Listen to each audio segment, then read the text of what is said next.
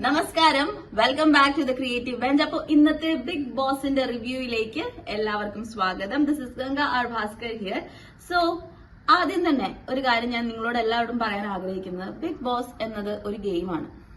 100 ദിവസം വളരെ സ്ട്രാറ്റജിക്കലി കളിക്കാൻ സാധ്യതയുള്ള കുറെ ആൾക്കാരെ ചൂസ് ചെയ്ത് ഒരു വീടിനുള്ളിൽ പാർപ്പിക്കുന്നു.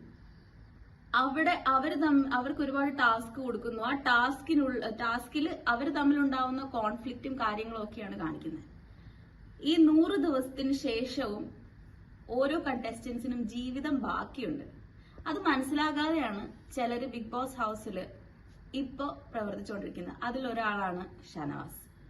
ഞാൻ പറയാതെ തന്നെ നിങ്ങൾക്ക് എന്തുകൊണ്ടാണെന്ന് മനസ്സിലാവും. കാരണം അപ്പാനി ശരത്തിനെ കുറിച്ച് ഒരുപാട് ആവശ്യമില്ലാത്ത രീതിയിലുള്ള റൂമേഴ്സ് വീടിനകത്തും അതുപോലെ തന്നെ വ്യൂവേഴ്സ് കാണാത്തക്ക രീതിയിലും പുറത്ത് സ്പ്രെഡ് ആവാനായിട്ട് ഷാനവാസ് ഒരുപാട് ശ്രമിക്കുന്നുണ്ട്. ഒരാളുടെ പേഴ്സണൽ ലൈഫിനെ അങ്ങനെ ഒരു ഗെയിമിന് വേണ്ടിയിട്ട് പേഴ്സണലി അറ്റാക്ക് ചെയ്യുന്നത് ശരിയല്ല എന്നാണ് ഞങ്ങൾക്ക് പറയാനുള്ളത്. കാരണം ആഫ്റ്റർ ദിസ് ഷോ അയാൾക്ക് തിരിച്ചു വന്ന് വാട്ട് ഹി വാസ് ഡൂയിങ് എന്നുള്ളത് അയാളുടെ ജോലി അയാൾക്ക് തിരിച്ചു ചെയ്യാനുള്ളത്. അയാൾക്കൊരു ഭാര്യയുണ്ട്, ഫാമിലി ഉണ്ട്. So never do such kind of A game.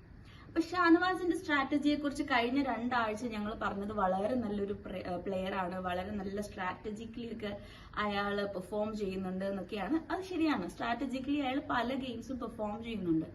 പക്ഷേ ഒരാളുടെ പേഴ്സണൽ ലൈഫിനെ ഇതിനകത്തേക്ക് വലിച്ചിടാതിരിക്കാൻ എല്ലാ കണ്ടസ്റ്റൻസും ശ്രമിക്കുക. കാരണം ഗെയിം വീടിനുള്ളിലാണ്.